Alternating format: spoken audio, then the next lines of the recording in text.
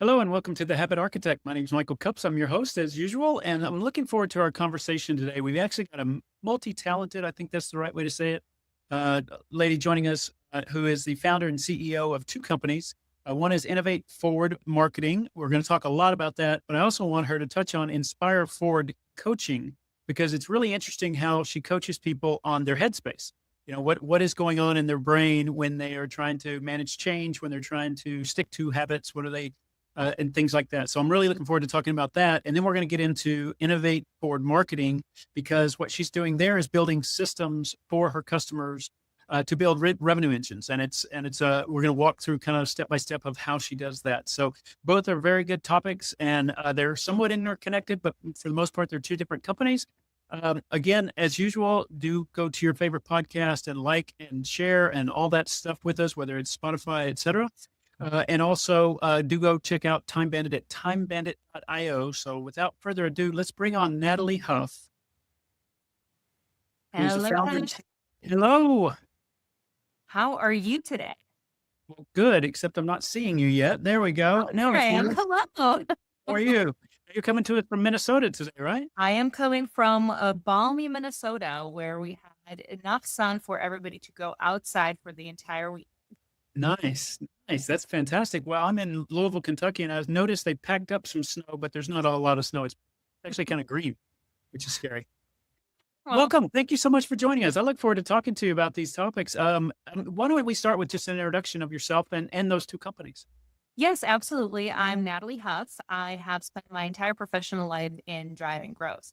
My corporate side of my life has always been in growth marketing and driving revenue in companies of all kinds of sizes and industries. And over the last several years, I have run Innovate Forward Marketing and Inspire Forward Coaching.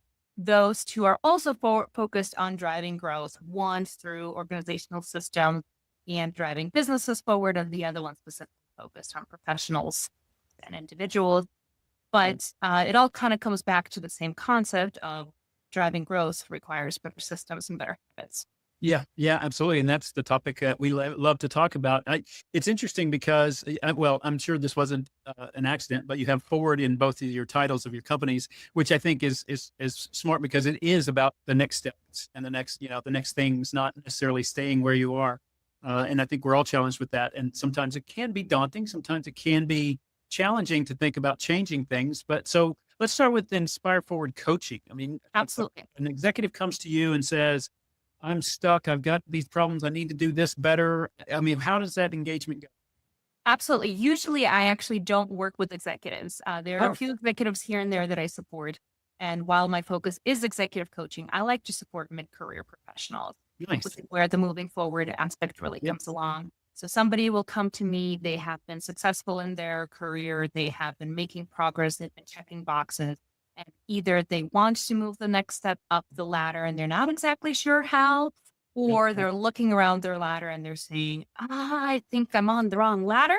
Yeah. What do Yep. I do now? Yep. So the focus of the engagement usually is around that next step forward. What is the right step? How do we take it? And one of the things that we focus on a lot is the why. Where are you trying to go? And why are you trying to go there? Because the process of the how might change with every step. With every step, you're going to learn something, you're going to gain new perspective. But as long as we're sticking to the why, we can make sure that we can find it. Yeah. And when you said what demographic there that you work with, the kind of mid level, they're somewhere in their career, they've been successful, but now they're looking at the next thing. I've not worked for a lot of big companies, but all the companies I've worked for didn't have a program to help them do that, right? It was in most cases, I mean, tell me if this is wrong. I mean, in most cases, it was you followed what your boss did, and then they went and did something else, and you did their job or something like that, and it may not have been a lot of thought into it.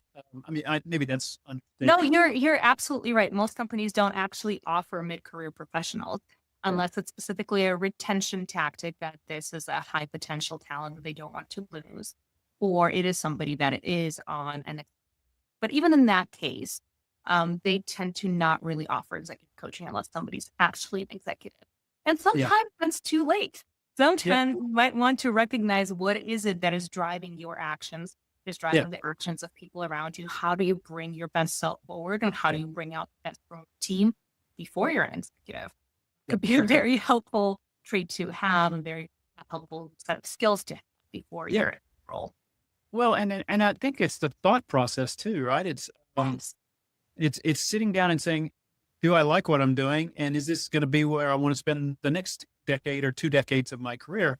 And I think that that's valuable because there's, we, especially during COVID, the burnout was a big topic. And a lot of times burnout happens when you're not really enjoying what you're doing too. I mean, there's other reasons burnout happens, but that could be a very big reason. If you got that drudgery, if we wake up and go, gotta do that again, it's just not going to help you with being inspired in your role.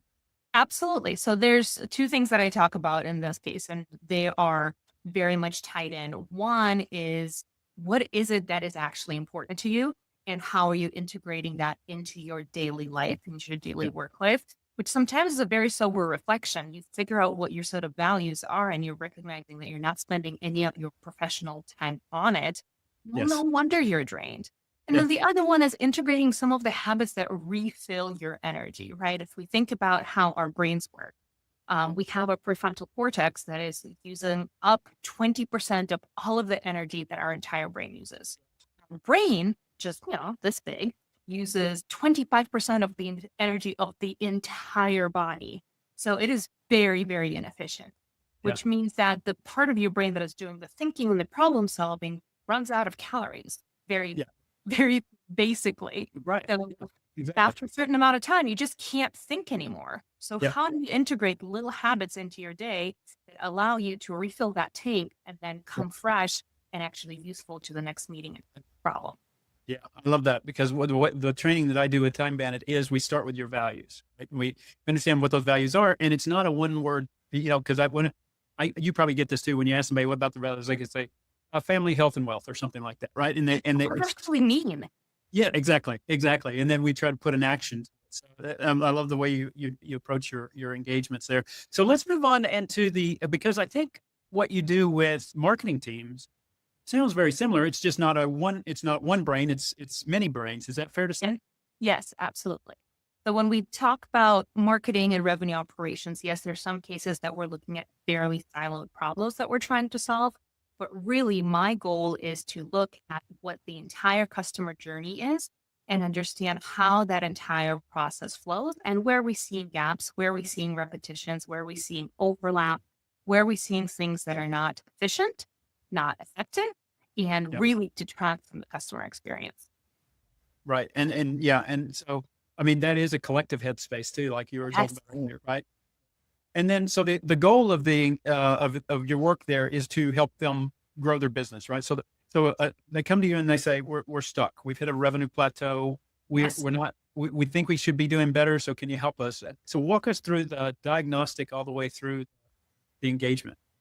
Well, two of my favorite things to do is sit down and talk to the different people and figure out what they think the customer journey is. And we'll very frequently see the very different perceptions of how the customer journey actually goes.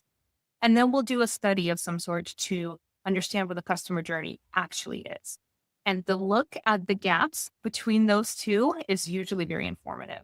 And that is a great place to start. The other element I will do, because the teams that I will usually work with are marketing, sales, customer success, operations, and tech. And we will ask the same questions for all those teams individually. So our value proposition, what are differentiators? What are our top 3 objections and how do we handle them? What are the top 3 reasons customers churn? How do we fix it? And what are the top 3 ways that our customers can see success early after they buy? Right. Yeah. Most of the time, you don't have any team that can answer all of those questions. Yeah, or they're answering it when they learned it, or what their customers play back to. Customer success may have a different view than sales, for example. Exactly. And my goal is to get the organization to the point where everybody on all of those teams answer those questions the same way. Yeah. Well, that's the diving reference. Plan your dive and dive your plan, right? So if exactly. Okay. So So you start out by interviewing everybody, and do you find that people get anxious?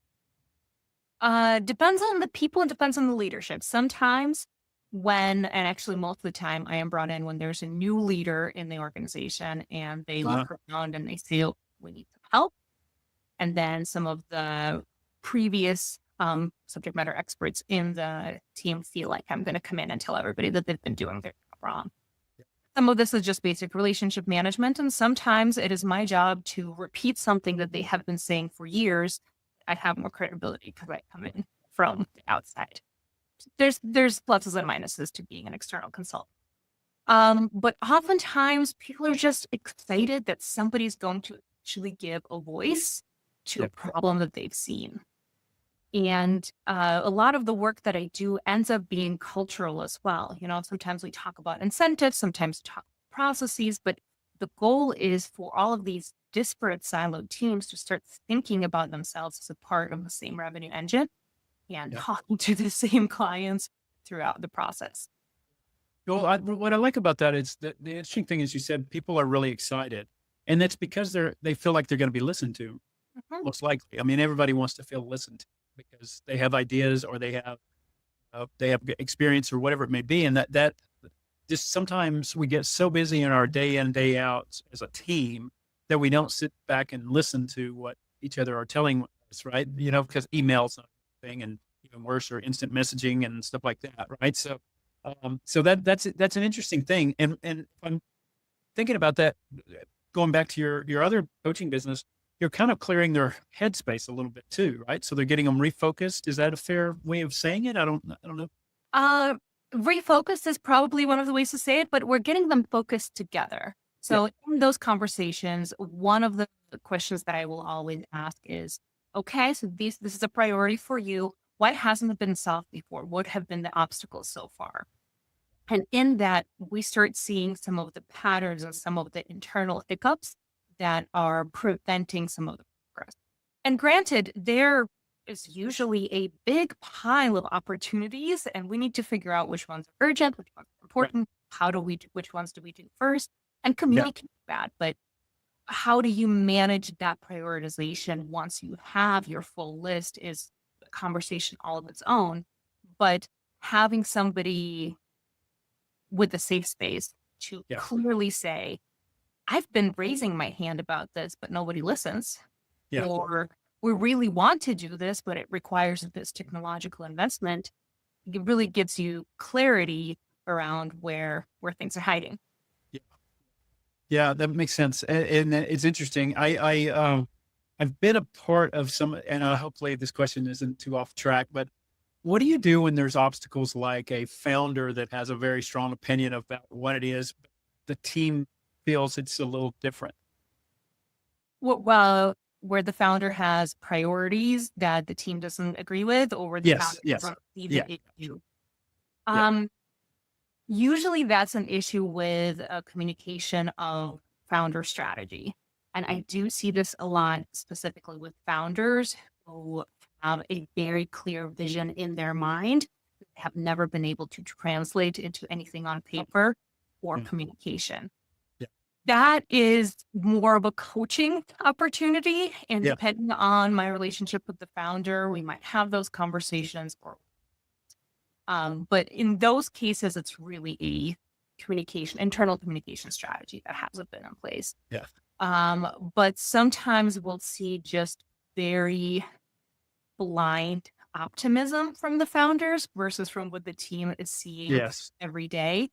And from there, this is actually where unified metrics become really important.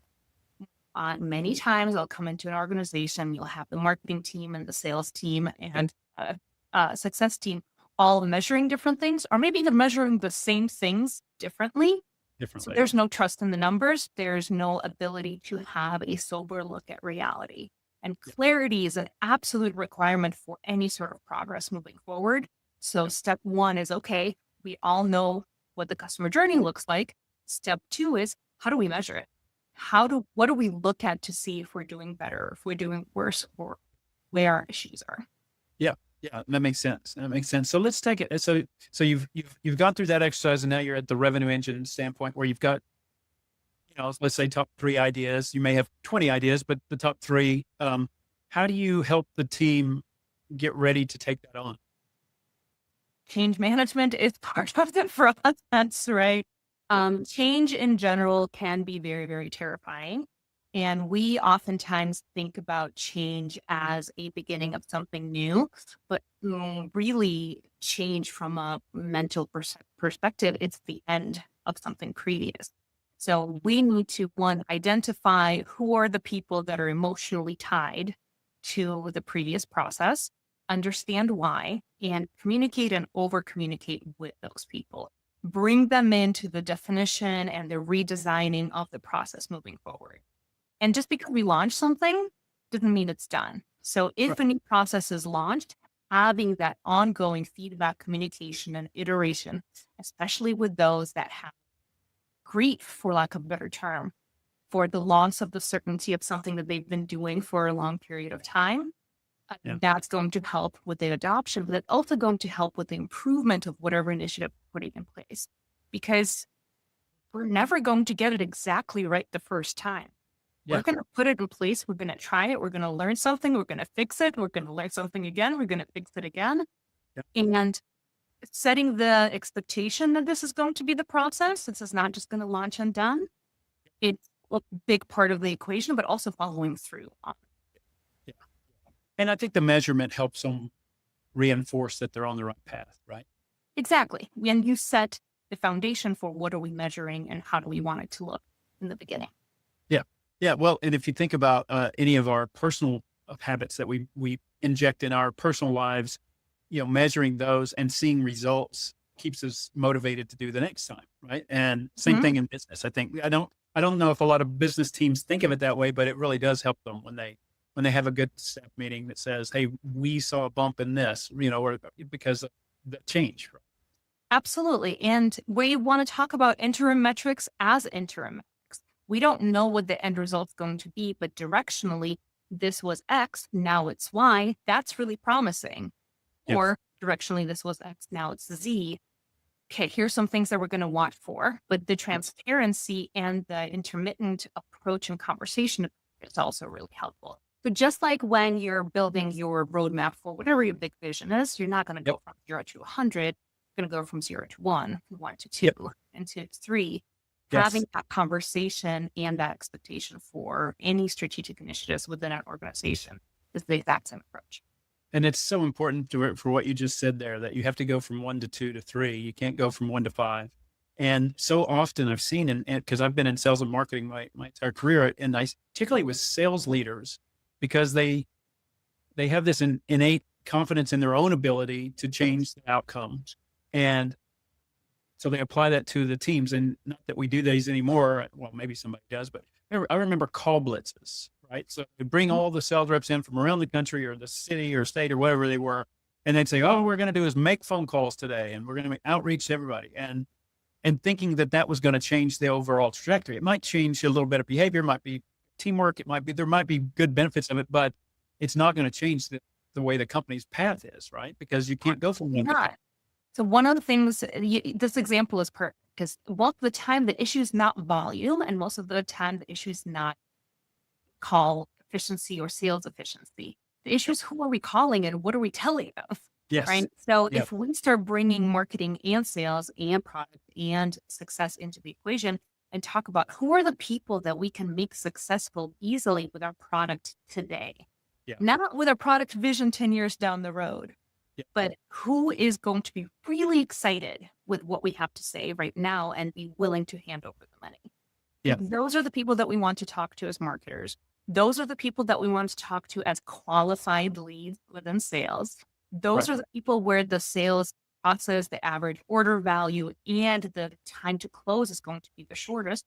And those are the people that are going to be the easiest to retain and expand with once they're customers. So start with who are you going to make happy now, but you can't do that without having the entire conversation with the entire team. And you have many sales leaders that are going to say, we're going to go after enterprise accounts because that's where the money is. Usually the answer is no, because that's a very hard sale. But unless you have that entire conversation. Yeah, exactly. I think that's beautifully stated, because it is It is. I having had sales teams well and did poorly. Uh, it was always we don't need to talk to 10 people. We need to talk to 2 people that really get what we do. Yes. So yeah, Yes. yeah. So that's good. That's fantastic. I really love the aspect of it. So now you set up a system, you set up a revenue engine, and it's going. Um, Life is hard, right? So you hit bumps in the road. How do you keep teams really focused on it? I know the metrics play a role in that, but sometimes it just gets hard, right? It's something new. It's outside of our muscle memory. Haven't done this before, done this way or something. How do you keep them going? One of the things that I find really helpful is setting up closed feedback loops Mm, where the different teams are consistently talking to each other. Because when things get hard, they can support each in the difficulty. None of my conversations are actually even remote to closing today. I don't know why.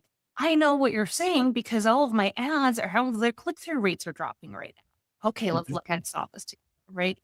Yeah, These conversations allow for that kind of support, but also allow for that kind of learning. And we don't just sit down once and figure out yeah, how we're successful. We continuously have these conversations. The other things that I really like to do is having people sit with the other teams on a regular basis. Once a yes, quarter, every marketing person should sit on 3 sales calls. Every salesperson should sit on 3 customer success calls, yes, so that people can start to really live in those experiences and yeah, continue to hear from the customer directly, not yep, just from what we think the customer should be doing. yeah, yeah. That makes sense. All right. So I enjoyed that conversation a lot because I've been in those shoes a lot. Over my career, I guess there's been lots of opportunities. But, it's not the world is, as we know it. I had Bloomberg out here in the TV, and they're talking about how the death of SaaS and AI is going to put everybody out of work. So how are your teams coming to you saying, are they excited about it? Are they hesitant about it? What's going on with AI and automation? Oh, AI and automation is a really good conversation. Really, people fall into a couple of camps. One is, oh my God, AI is going to kill everything, so why even try? Yeah. That's a hard place to start a conversation. Yep. And Yep. usually, if I do have to start that conversation, we talk about all the places where AI has been for years, and we've been actually using it, and nobody's died from that yet. Right. Um, then there's people who are AI everything, and they just bolting on AI tools, AI processes, AI automations onto things where AI has no business being. Yep. It's Yep. where I kind of go back to the concept of clarity for Yep. productivity. Figure out what it is that you are automating and that you're introducing AI into. Make sure it's very clearly structured, the data is very clean, everybody knows what would happen manually, and Yep. then you can introduce that process into it. And then there's people who are a little bit more in between that they want to integrate it. They just know that they don't know enough. And I Yep. think that's the most interesting space because I'm not necessarily an AI expert, and there are plenty of AI experts out there. But I think when we go back to what is the thing that we're trying to go back Yes. to our why, Yes. then we figure out is it solvable with AI and who's the right AI expert to bring in it. So kind of going back to the idea, what are you trying to accomplish and why? And then follow the path. Yeah. Well, when you said something, and there's a lot of AI experts out there. One of the challenges I think we have with that is they're experts in what they know AI does for them, Yes. and it's that curiosity, maybe is the right word for it, that it might or might not be the right thing for everybody, and most likely it's not for everybody, right? I mean, it's fair to say it's not. But it's interesting to me because I do see leaders using AI and saying we've got to use AI, and without the proper training even, right? So, I mean, you can write a very simple prompt and get a really bad answer, and then you see it all the time on social media. You may see it in marketing teams, where their copy is now turned into, kind of just cut and paste. Um, Worked on that this morning. Yes, absolutely. it- so there's a you talked about change management before. I think there's a huge change management opportunity there to say, okay, you're going to use a prompt, but let's do it this way so you can, there's not. I get the guardrails. You have to have those too, but I meant just teaching people how to use it in a way that's productive as opposed to just a search engine kind of thing, right? Absolutely. And I think there's also focus on context, right? When Yes. we just have some basic AI literacy, that is helpful. But whatever AI tools you're using need to have the right context because um, if it looks like something that can be done by anybody off the street without knowing Yeah. anything about your company, it's going to fail. Whether it's an automation process, whether it's content creation, whether it's media optimization strategy, if it's Yeah. generic enough that somebody off the street can look at your website, plug it into Claude or ChatGPT and Yeah. come up with the same solution, it's Yeah. going to fail. So Yeah. really making sure that both you as the user and the prompter and Yeah. the LLM have the context. Yeah. Yeah. Well, and so are you, I mean, I'm just curious how many of your engagements are about AI these days? Is it, I'm guessing it's in every engagement, but it may not be about that, right? It is not necessarily a priority for every engagement. So, I do sometimes support small business owners and solopreneurs. In those cases, I will help them set up and train their own LLMs for ease of content creation in the future Yeah. once we have a personal brand established. Yeah. A lot of my other clients have internal processes where we'll advise on how to make sure you provide basic foundational context to train those LLMs and where the gaps that we might be watching for. Yeah. I quite get it. One of the stats that I like to quote, and this is, I guess, relatively old stat now, was from August last year. But we saw something like 90 and 92% of AI initiatives in large organizations fail. And they failed because we just tried to slap automation on top of something we didn't really understand. And we tried to avoid the friction of defining clearly. So this is where I go back to, yes, absolutely. We can use the tool, figure out where it's going first. Let's make sure we can actually validate that this process is working before we automate it. Yeah, yeah, and I love that analogy too because and the timing of it. So there's a conference in Dallas every year. It's called Convergent AI, and I don't know if people know this, but Dallas has a bevy of AI application AI people. I mean, it's because a lot of companies have moved there. There's just a rich set of people that are practicing it, not necessarily inventing it, but practicing it. And so it's Convergence AI. I've been to it 3 years, or well, this will be the third year. And the first year it was all like, what is it? The second year, I said it's some very big companies, airlines, petrol oil companies, and they were talking about they were just giving it to their employees and say, use it, tell us how you like it. And I was thinking, you can't do that. That's failed from the start. So yeah, it probably helped aid that 92% of failures by the MIT study because they didn't really have direction or a purpose. It was just like, try it, use it, and so I think this year I'm really excited to see what people are. Hopefully, it's more we are using it to do this outcome. Right? So what I'm seeing a lot of organizations do is actually create AI internal committees or whatever term you particularly want to use, where they have representatives from multiple teams bringing in the specific use cases that they would like to implement AI onto, and then kind of having the organizational conversation about whether it makes sense and how do we do it and how do we provide guidance. I think it probably still a little bit limited in terms of input because there's probably a lot of AI, personal AI use experts with the teams that are not necessarily joining these committees. But I think that approach is definitely better because at least you're coming in with very specific intent. Yeah, absolutely. I think that's critical. And I add one thing to every prompt I do, and it's challenge me on this at the end of it. And so instead of getting the answer right away, in my case, Claude or Gemini, when I use them, I sometimes it's annoying, but I get a lot of questions. Well, do you really want to say that? And it just helps me kind of work through. That's awesome. So AI, we don't have to bury our conversation in that. Now, you said something when we first met to talk about your in this podcast. You had mentioned that said sometimes you have to clear the air. You used a better word. Can you tell our audience about that? You said you gotta make space for it, I think is what. Got to make space in order to gain productivity, in order to add comments, in order to introduce something new into any equation. You have to make space for it, which means something's got to go and something's got to give.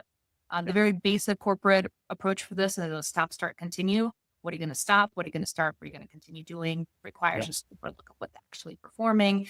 Eisenhower matrix is a really good way to look at it. But in terms of habits or habit building, can't necessarily keep adding things to your to-do list. Something's going to fall off. And unless you have a really clear prioritization process, which usually starts with what's really important to you, if you are not going to know what's going to fall off, things are just going to fall off for you. Yeah. And hopefully that's what you intended to Yeah. ignore to begin with. This is the same thing in terms of revenue operation. You can't just add another tool and another Yeah. process and another question and another step to the equation without really understanding what is it meant to replace and what is it meant to streamline. So I always like to have a conversation of make space before you add, whether it's through coaching clients or marketing clients, figure out what is this meant to replace. And I think that's an important lesson for everybody that regardless of what it is, if you're going to take on, you want to become the best bread maker in your house, you have to have space for it. Yeah, you have to have space literally on the counter. You Yep. have time. You have to Yep. have mental energy to research and process and document your recipes or whatever it might be. Yep. The space is absolutely required for introduction of anything. Yeah. That's fantastic. Well, anything that we missed? We covered a lot of ground here, but I do have a final question to ask you. But anything that we missed about your companies that that we didn't cover? No, kind of just to rehash, I'm here to support growth in whatever shape that look at what that takes and whether it's individual or team or organizational. So growth and forward progression is something that you're interested in, reach out. Always happy to have a conversation. Absolutely. Well, okay. So I ask every guest, what is and most people say coffee, but what is one non-negotiable habit that Nataly has? Ooh, okay. I mean, coffee is not necessarily it. I feel, although I do have a tea practice, Yeah. brings me an incredible amount of joy. But for me, it's sleep. I am a champion sleeper. I'm very lucky. I go to sleep very easily. I sleep a solid 7, 8 hours every night. And no matter, and even back in college, all-nighters were never an option for me. I very painfully exist on lack of sleep. When my daughter was going through her non-sleep Yeah. periods, it was very, very challenging for me. So sleep is one of those things that it's That's not negotiable. That's a Honestly, it's great, not negotiable for most. They just don't feel it. That's what the right. things I Yeah. do. Yeah. Yeah. Well, that's such an important one too. I just started with the Aura ring and I'm learning my sleep patterns and it's fascinating because you wake up and you go, yeah, I didn't get enough sleep. And that's why I feel this way. Right. So Yeah. it's interesting. Yeah. That's fantastic. Well, thank you so much.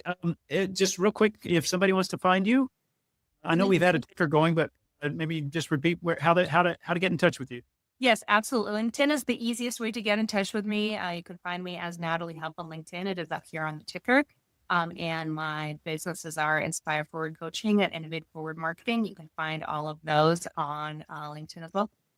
Well, great. And I really enjoyed the conversation. It's all stuff that's so aligned with what we talk about and really, really enjoyed to talk with you. Thank you so much for joining us. And to everybody, as always, we'll have Thursday episode next week. So do tune in for that and share podcasts, all that stuff, download the clips, all that stuff.